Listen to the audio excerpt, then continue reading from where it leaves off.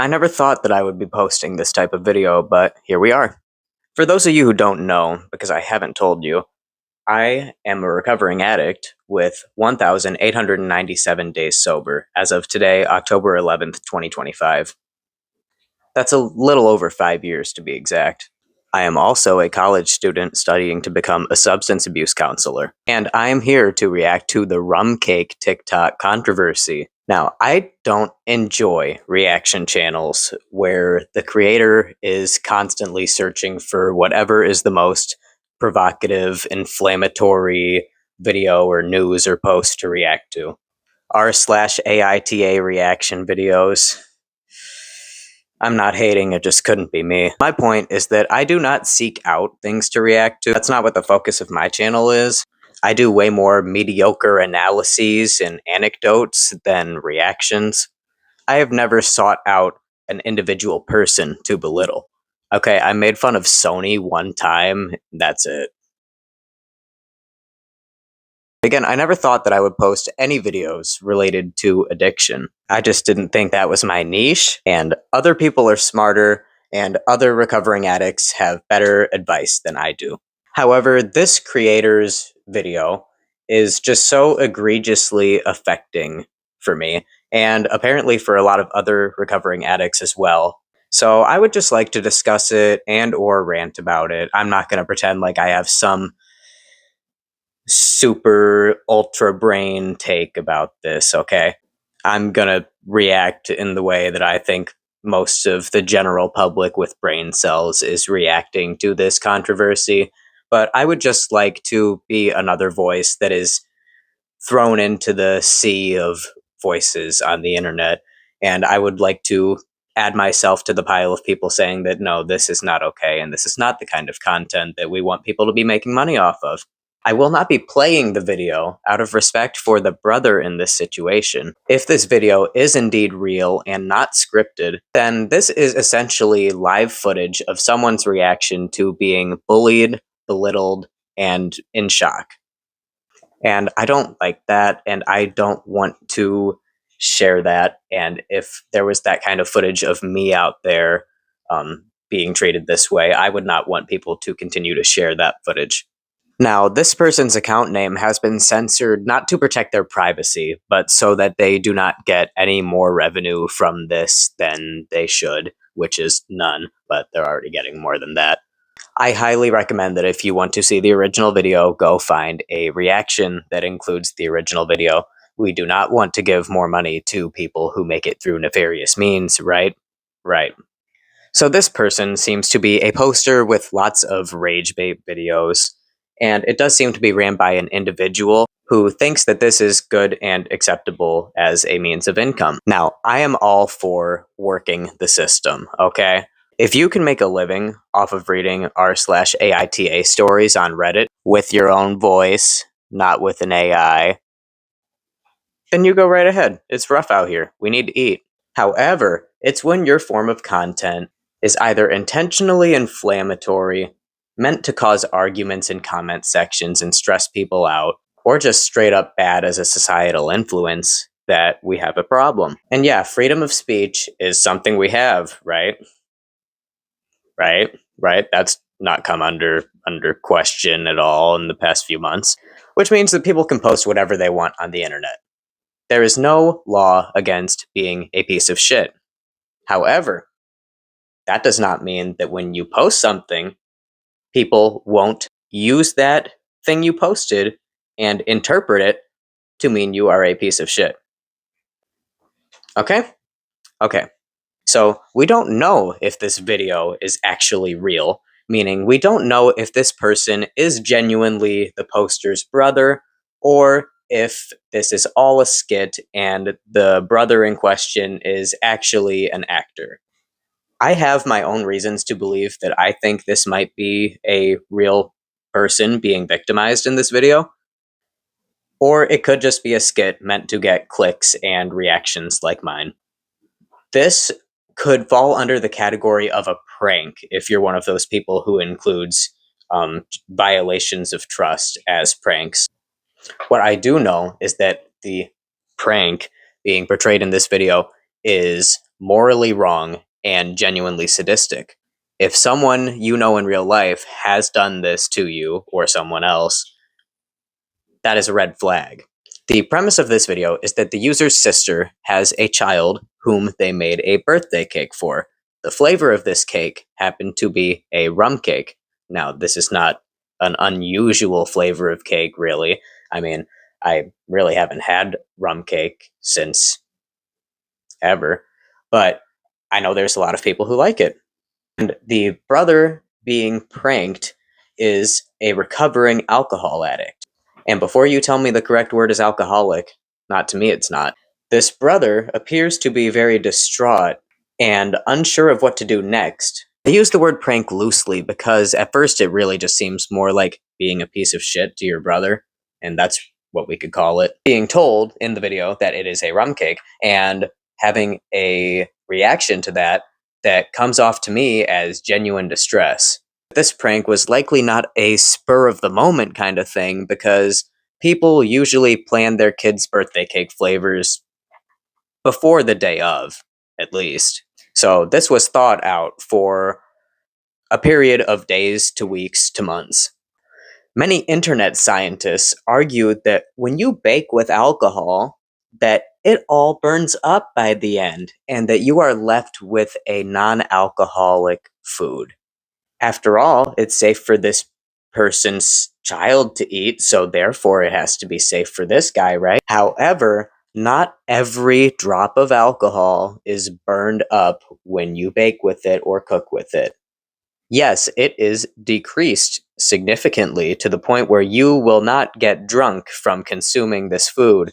However, to say that it is a non-alcoholic food would be incorrect. I have heard people claim that they have gotten buzzed off of eating a couple pieces of rum cake or eating some pasta with alcohol in the sauce. Is this enough alcohol to cause any physical chemical danger? Not necessarily. Is it going to hurt a child who eats a slice or two?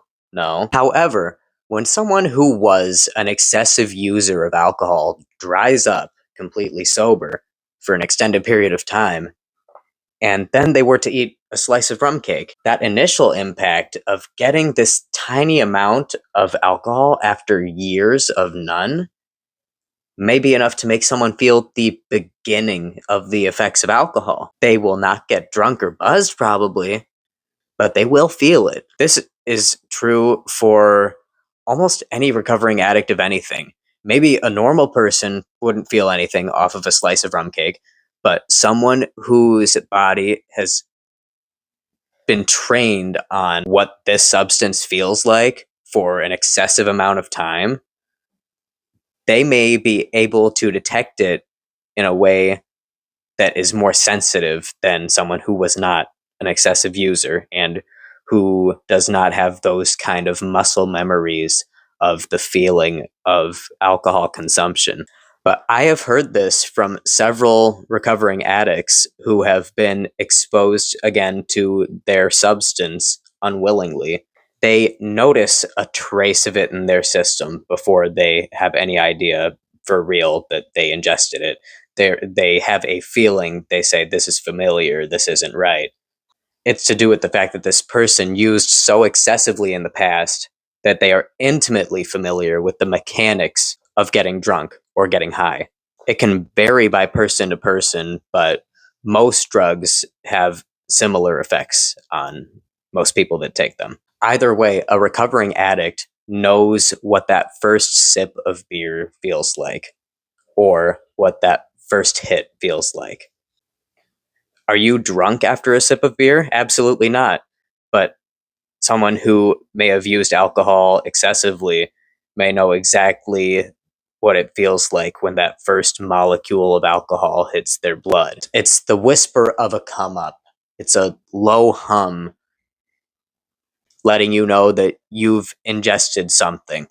It's not enough to get you drunk or get you high, but it's enough to reset the scale.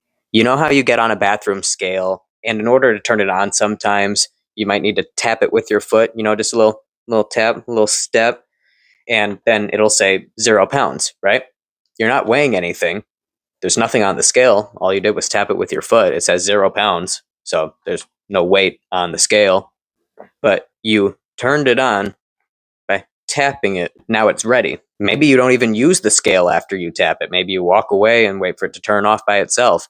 But that little number on there is going to stay there waiting for you for a minute or two, waiting to see if you're going to measure something. A slice of rum cake or a hit of whatever your drug of choice was isn't going to be enough to make you fail a test, most likely, but it's enough to give you a taste of what you had, whether it's a literal taste of a food or a metaphorical taste of the life you used to have, the fun life, your couldn't care less if I live or die life. Maybe the person will think back to the good old times of their addiction and want to go back to it. Maybe the person will think to the bad times of their addiction and become extremely distressed. Like I said, the authenticity of this video is not verified. This person is either making skits left and right, or they're just an actual asshole, because their page is almost entirely filled with rage bait. However, I am unfortunately inclined to believe that this one is genuine because of the reaction of this brother in question. The reason I'm not sharing this full video is because I do think this is real footage of someone going through psychological torment at the hands of someone who is supposed to love them, and that's fucked up. Just because internet scientists told you that alcohol disappears when you cook it doesn't mean you should go around feeding it to everybody. Just because something seems relatively safe to the average person doesn't mean that you should assume it's safe for everybody. Am I saying that rum cake needs to be banned in the US? No. Am I saying you should go around asking your entire extended family if they have problems with alcohol abuse before you decide your cake flavor? Also no. However, if you are aware of someone's sobriety, like this user putting a timestamp on their brother's sobriety, you should not feed them anything that remotely resembles their addiction. Don't invite the recovering alcohol addict if you need to have your rum cake, or you could just make 2 cakes because they're not that expensive if you make them yourself. And if this is just a skit meant for rage bait and I'm just playing into it and, ooh, you got me, ooh, I'm mad now, then I hope your account gets hacked and turned into a page for an AI generated Russian model. I think that would be a better waste of people's time, because that doesn't necessarily inherently tell people to do things that violate other people. I mean, AI does kind of violate people, but you know what I mean. Please don't make an AI generated Russian model. It was just a joke. Also, I'm just going to get so for real right now. I won't lie and say that I really want to put my past and former bad choices out there on the internet for everyone to hear about. Part of me wants to keep this video in my drafts or delete it altogether, because the idea of not just loved ones, but strangers across the internet knowing that I used to do bad things and make bad choices. Someone could watch this video right now, and the only thing they take away from it is that this guy was a junkie, or is a junkie, if they're one of those people who doesn't think that addicts can redeem themselves. Part of me wants to keep it to myself. I mean, like, why do I need people to know I did drugs? I want the public to think of me as respectable and intelligent. But I'm autistic. But I am done with putting on this facade that I'm some kind of moral high ground and that I've never done anything wrong in my life. I mean, it's one thing to go around telling everybody, oh, hey, I used to do drugs. Hi, nice to meet you. I used to do drugs. You know, that's not really what I'm talking about. I just mean more so that when the subject might come up, I might be like, oh, yes, I'm also a recovering addict, when I might have usually kept my mouth shut and tried to pretend that I've never done anything in my life. Now, I'm not telling every recovering addict that you need to go around telling everyone about your past. Maybe no one in your life knows that you were an addict and you want to keep it that way. And I won't tell you to not do that. I think you need to make whatever choices feel right for your life. However, I felt very weighed down by my need for people to not know. You know, it's like I always felt like somehow, some way, someone was going to dig up something from my past and that everyone would know that I used to do this and I used to do this. And I don't care that much anymore. I mean, statute of limitations, am I right? But I I want to be part of the destigmatization of drug use and addicts. Obviously, if stigmatization worked to make people stop doing drugs, it would have worked like thousands of years ago. And that's why I've decided to study to become a substance abuse counselor. And I likely would not have decided to do that if I hadn't started to be more honest with myself. I'm not necessarily running around telling everyone my past, but I am talking to myself more and saying, yeah, that did used to be me. And now I learned this. And now I might be able to help other people with this. Thank you for your time if you stayed to watch the rest of this video. If you are sober or trying to be sober, I see you and I am with you. There have been days where I'm like, recovery is easy, and I wonder why everyone else can't just quit like I did. And then there have been days where remaining sober has been the most difficult part of that day. Every day can be a struggle, but it can also be a new opportunity. I'm not someone to say that something good is always right around the corner, because in my experience, not always, but there's always something around the corner. And sometimes you get to help decide what that something is. And if you play your cards right, it might at least be different than where you're at right now. I never thought that I would live to 18 or graduate high school or own a home or stop chasing a bag, but I did. And I hope that everybody who wishes to do the same finds the strength to do so. This shit isn't easy, but it is possible. Thank you for watching.